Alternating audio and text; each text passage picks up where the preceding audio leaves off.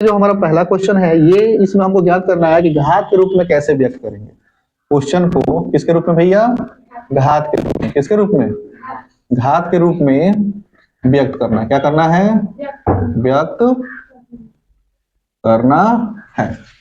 ठीक है, तो घात के रूप में व्यक्त करने का मतलब क्या है यहाँ से? ठीक है, जैसे मान लीजिए कि हमने कहा कि कोई क्वेश्चन मान लेते हैं कि m into m into m into m. ठीक, तो ये तो गुणांक के रूप में है। किसके रूप में है? गुणांक के रूप में है। इसको हमको किसमें करना है? घातांक के रूप में। किसमें करना है? घातांक के रूप में करना है। तो इसमें कुछ भी सोचने वाली बात नहीं है, बस थोड़ा सा ध्यान देने वाली क्या है कि ये कितनी बार है, ये कितनी बार है। ये जितनी बार होगा इसमें से एक ले लेंगे या उतना बार लगा देंगे। इसमें से एक m ले लिए और कितना बार है बेटा? 1 2 3 4, तो हमारा 4, यही हमारा क्या हो गया भैया? आंसर हो गया। क्लियर? जैसे कोई भी क्वेश्चन ले लीजिए, मान लीजिए कि हमने यहाँ लिख दिया 8 8 8, अब मल्टीप्लाई करके डॉट डॉट कर दिया, ठीक ना, और यहाँ लिख दिया 20 बार। क्या लिख दिया? 20 बार। ठीक है, तो इसमें सोचना नहीं है क्योंकि 8 को कितनी बार दिखा रहा है? 20 बार दिखा रहा है, यानी 8 के पावर कितना हो जाएगा? 20। ठीक है, कोई समस्या नहीं। तो आपका पहला क्वेश्चन जो है वो क्या कह रहा है? पहला क्वेश्चन ये कह रहा है कि घात के रूप में व्यक्त कीजिए, घात के रूप में व्यक्त कीजिए 2 4 6। ठीक, जैसे क्वेश्चन आपका दिया हुआ है इतना 12 12 12 12 12, कितना हो गया? 1 2 3 4 5 और एक और कितना हो गया? 12 6। इसको करना है घात के रूप में व्यक्त। क्या करना है? घात के रूप में व्यक्त करना है। क्या करना है? घात के रूप में व्यक्त करना है। तो अभी मैंने बताया सबसे आसान तरीका है, इसमें से वो लिख लीजिए, ठीक ना, और उसको गिन लीजिए कितना है? 1 2 3 4 5 6, इसमें लगा दिया आपने 6, यही आप क्या हो गया? आंसर हो गया। ठीक है, कोई समस्या नहीं। अब देखिए दूसरा क्वेश्चन थोड़ा सा पेचीदा लग रहा है कि 15,625 को, दूसरा क्वेश्चन है कि 15,625 को अब आधार चेंज करने की इसमें बात कर रहा है। क्या चेंज करने की? आधार। तो आधार चेंज करने की बात कर रहा है, तो देखिए 5 का आधार को 5 के आधार, 25 के आधार और 125 के आधार के रूप में व्यक्त करना है। किसके रूप में व्यक्त करना है?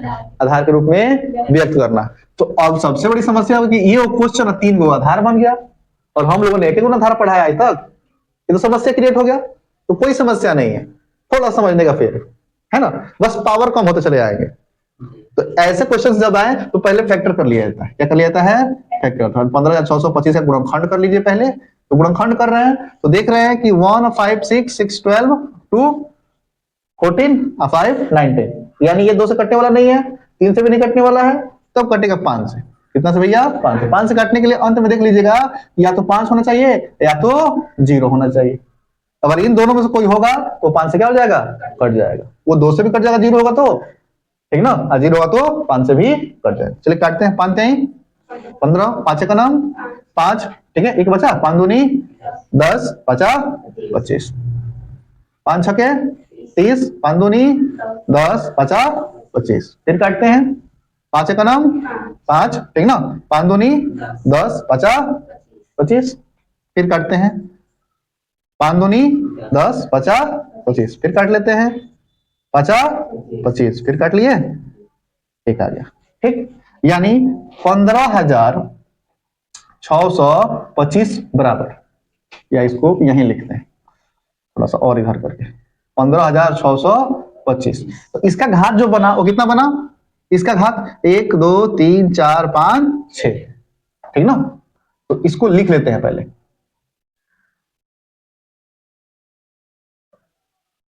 कितना हो गया? 1 2 3 4 5 6, यानी इसको हम लिख सकते हैं 5 से घात 6, ठीक ना। अब कह रहा है कि इसको हमको बनाना है किसके रूप में? 25 के रूप में। किसके रूप में? 25 के रूप में। तो इन्हीं को बना लो 15,625, यानी 1 2 3 4 5 6, 25 के रूप में बनाना है ना, तो ऊपर से बार लगा लो। लग गया। जब नीचे कितना है? 50 25 50 25 50 25 25 कितना बार हो गया?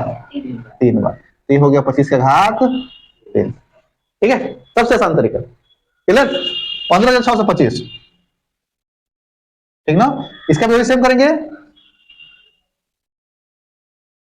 1 2 3 4 5 और एक और हो गया 6। अब हमको किसी घात के रूप बनाना है 125 के रूप में, तो 3 3 ने जोड़ा लगा लिए, यानी 50 25 25 25 125, 50 25 25 25 125, तो 125 गुणा 125 कितना बन गया बेटा?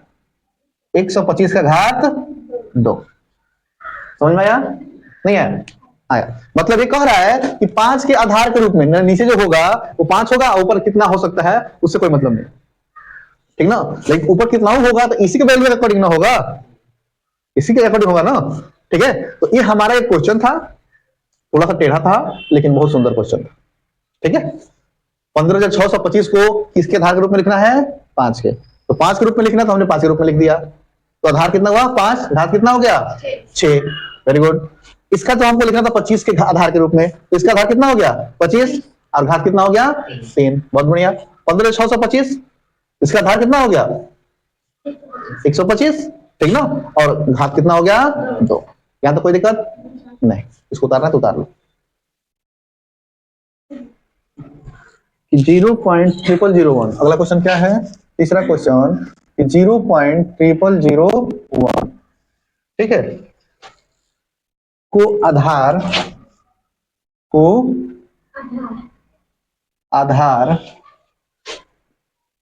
0.01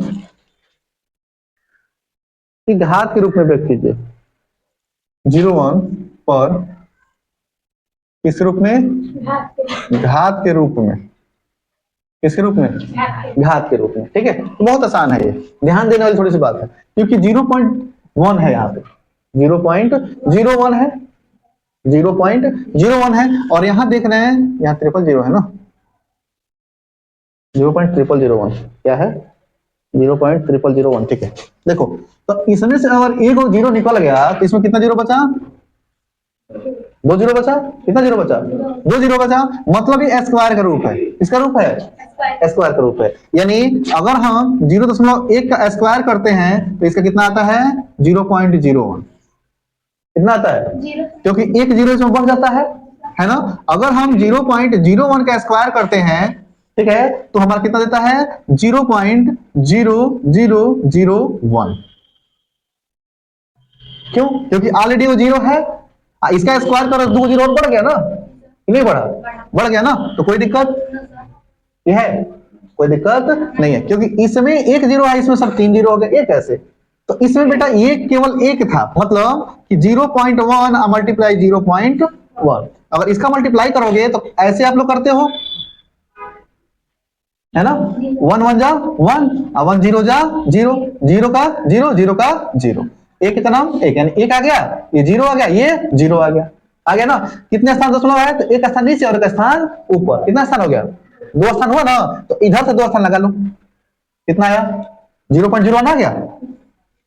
ठीक है, हमने कहा कि 0.01 इंटू 0.01, और इसका मल्टीप्लाई अगर आप करते हो 0.01 मल्टीप्लाई 0.01, तो 1 1 जा 1, 1 0 जा 0, 1 0 जा 0। क्लियर? 0 0 0 0 0 0 1 0 0 0 0। क्लियर? कितने स्थान दशमलव है? तो 2 स्थान नीचे है, 2 स्थान ऊपर, 4 स्थान हो गया ना, तो 4 स्थान लगा लो, 1 2 3 4। क्या इतना आया? समझ आ गया? तो किसके घात के रूप में बन जाएगा बेटा? ये जो क्वेश्चन बनेगा वो कैसे बनेगा? 0.0001 ये किसके रूप में बनेगा? 0.01 इंटू 0.01।